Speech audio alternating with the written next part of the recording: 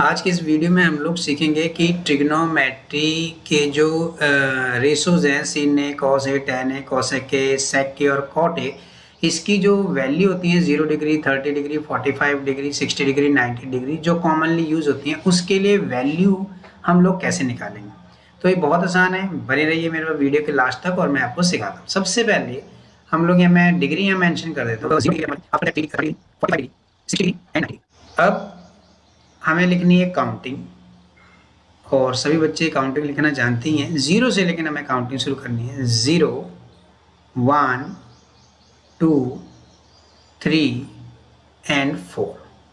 Counting लिखने के बाद इन सभी नंबर्स को मैंने डिवाइड करना है। Divide by 4 divide by 4 divide by 4 और divide by 4 and again divide by 4।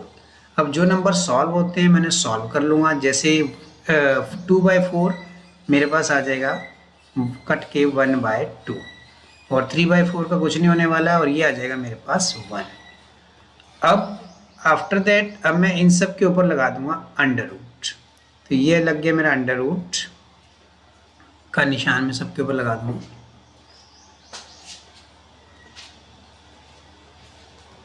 बस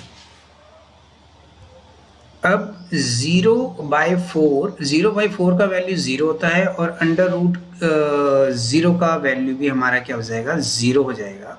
सो sin 0 डिग्री का वैल्यू आ गया 0 और 1/4 को अंडर रूट करूँ तो आपको मालूम होगा 1 का अंडर रूट तो 1 हो जाएगा और 4 का अंडर रूट जो आ जाएगा 2, तो ये आ गया हमारा वैल्यू sin 30 डिग्री।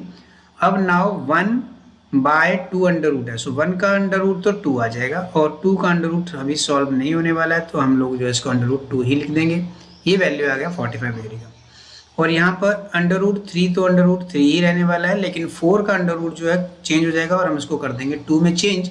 और ये लास्ट में है 1 का अंडर रूट, 1 का अंडर रूट जो है 1 ही होता है। और ये जितनी भी ब्लैक पेन से मैंने वैल्यू लिखी है ये sin की सभी एंगल्स के लिए जो है वैल्यू हो गई। ठीक है, तो देखो कितनी आसानी से निकाला। सबसे पहले हम 0 से 4 तक गिनती लिखेंगे, सारी ही गिनती को डिवाइड बाय 4 करेंगे और सभी नंबर का अंडर रूट करेंगे। सभी नंबर का अंडर रूट करने के बाद उसका वैल्यू हम लोग जो है सॉल्व कर लेंगे और ये वैल्यू होगा हमारा sin का डिफरेंट डिग्री के लिए। अब हमें वैल्यू निकालना है cos के लिए। अगर हमने sin का वैल्यू निकाल लिया बिल्कुल सही सही, तो अब बाकी का जो हमारा टेबल है वो within that 10 second fill हो जाएगा। जो भी sin 90 डिग्री का वैल्यू है उसे हम cos 0 डिग्री में लेके आएंगे, तो वहाँ पर है 90 डिग्री, तो ये हो जाएगा वैल्यू यहाँ पर 1। sin 60 डिग्री को हम लेके आएंगे cos 30 डिग्री में, यानी कि अंडर रूट 3/2 का वैल्यू यहाँ पर हो जाएगा। और इसके लिए हमारे पास जो एक आइडेंटिटी है वो वर्क करती है कि sin 90 minus theta is equal to cos theta होता है। मीन्स दैट अगर sin 90 में से हम 60 डिग्री माइनस कर रहे हैं तो इसका मतलब क्या हुआ, इसका मतलब हुआ 30 डिग्री, इसका मतलब हुआ sin 30 डिग्री की हम बात कर रहे हैं और इसका वैल्यू हो जाएगा cos 60 डिग्री के बराबर। ठीक है, तो sin जो 30 डिग्री का वैल्यू है ना 1/2 वो cos 60 डिग्री में वैल्यू होगा। ठीक है, तो ये आइडेंटिटियाँ हम नेक्स्ट जो हमारी 10th क्लास की चैप्टर है उनमें सीखेंगे।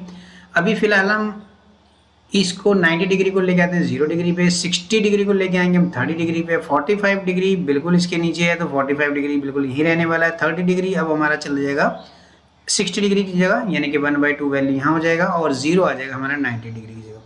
तो हमारा जो वैल्यू है cos के भी सारे फिल हो चुके हैं। अब बारी है tan की, और अब सभी जो जानते हैं कि tan क्या होता है। tan a जो होगा वो होगा sin a/ में cos a, यानी कि जो भी sin का वैल्यू होगा उसको हम cos a का वैल्यू से डिवाइड करेंगे और tan a का वैल्यू हमारा फाइंड आउट हो जाएगा। सो सबसे पहले 0 डिग्री में sin a का वैल्यू है 0 और cos a का वैल्यू है 1, तो 0/1 हो जाएगा हमारा वैल्यू आ जाएगा हमारा यहाँ पर 0, तो tan 0 डिग्री हो गया 0। अब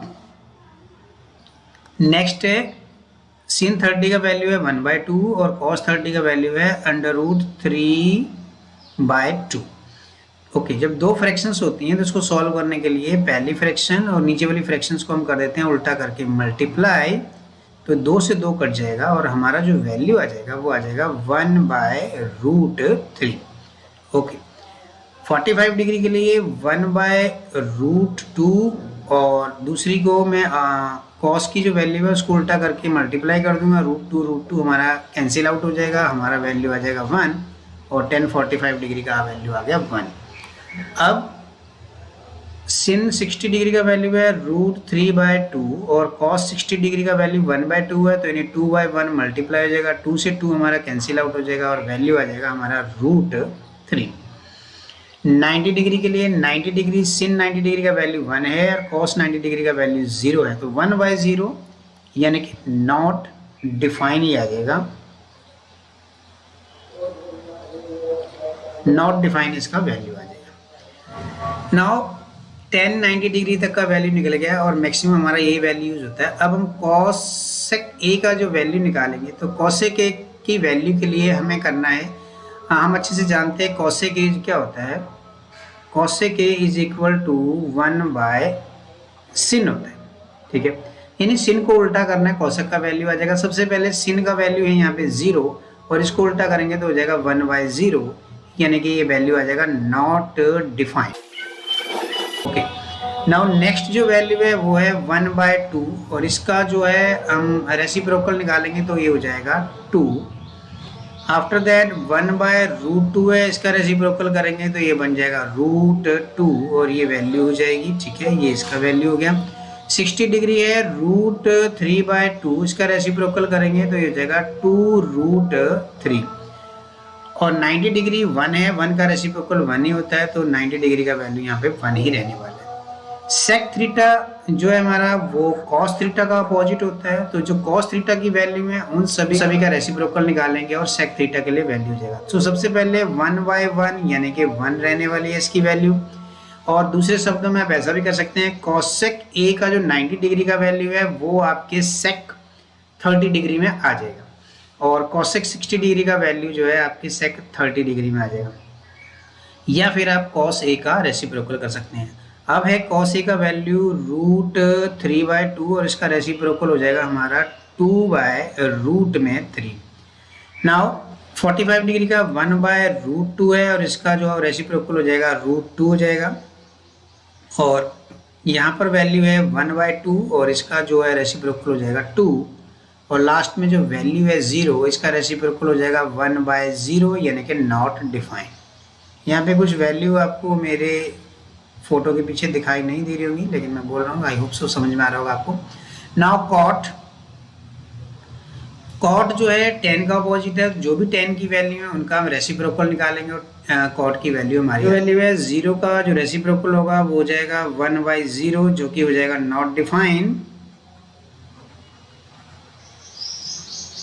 ओके, आफ्टर दैट जो नेक्स्ट वैल्यू है, कलर में चेंज कर लेता हूँ, आफ्टर दैट 1/√3 है तो इसका वैल्यू आ जाएगा √3। उसके बाद 1 वैल्यू है, 1 का रेसिप्रोकल 1 ही होता है, सो 1 ही वैल्यू रहेगी। उसके बाद √3 है तो ये वैल्यू आ जाएगी 1/√3 और एंड में है जो वैल्यू है वो नॉट डिफाइन है, सो इसका जो वैल्यू आ जाएगा हमारा आ जाएगा 0। तो इस तरीके से आप कुछ ही मिनटों में उसका वैल्यू जो है बना सकते हैं। आई होप बच्चों कि आप ये सारी वैल्यू बनाना सीख गए होंगे। Thank you.